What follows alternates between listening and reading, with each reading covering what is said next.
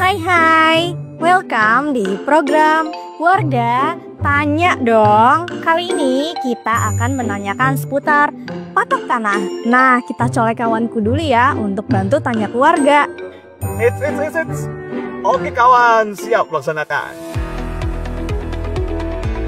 Oke, selamat pagi Bu, dengan Ibu siapa nih? Saya Ibu Wati. Oke, Bu Wati mau nanya nih Bu, kalau menurut Ibu patok tanah itu penting gak sih Bu? Oh, penting banget, karena itu untuk mengetahui batas kita ya, di mana patok-patok itu misal sebelah utara di mana, selatan, barat, timur gitu. Itu penting. Oke, halo Mas, selamat pagi. Dengan Mas siapa nih? Dengan Mas Ribat. Oke, Mas Ribat mau nanya nih Mas, kalau misalnya Mas punya tanah, siapa sih Mas yang berkewajiban dalam menjaga patok tanah? Ya tentu saja pihak yang berwenang terhadap hal itu pemerintah, tapi saya tidak tahu spesifiknya di bagian apa ya Mas. Baik Mas ya, mungkin aku mau kasih kayak sedikit insight nih buat Mas saya. Sebetulnya gini Mas, terkait dengan patok tanah, itu sebetulnya yang wajib untuk menjaga patok tanah itu adalah si pemilik dari tanah tersebut. Dikarenakan kan pemilik itu kan dia yang tahu tanahnya itu lokasinya di mana, letaknya juga di mana, dan posisinya seperti apa gitu kan. Nah, termasuk juga terkait dengan batas-batasnya, tanah itu berbatasan dengan siapa, sebelah kiri, sebelah kanan, sebelah depan, dan juga sebelah belakangnya. Jadi sebetulnya yang wajib untuk menjaga dari patok tanah itu adalah si pemilik tanah itu sendiri gitu.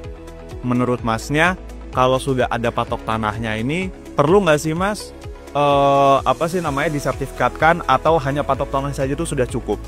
Oh ya, tentu saja kalau menurut saya perlu disertifikatkan, karena agar menjadi sesuatu yang resmi gitu. Kalau dipatok saja mungkin bisa menjadi sengketa. Halo Pak, selamat pagi. Dan Bapak siapa Pak? Ivan. Oke Pak Ivan, Pak izin ya Pak ya, kita mau nanya-nanya nih. Kan tanah ini udah dipatok.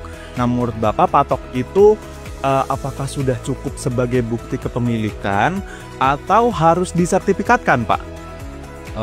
Sebaiknya kita sertifikat juga ya, harus ada. Terus juga kan karena tahu juga lingkungan setempat juga bahwa itu tuh bener-bener tanah yang pure, tanah bener-bener punya milik perorangan gitu, nggak numpuk-numpuk lah gitu. Kebanyakan kayak gitu sih.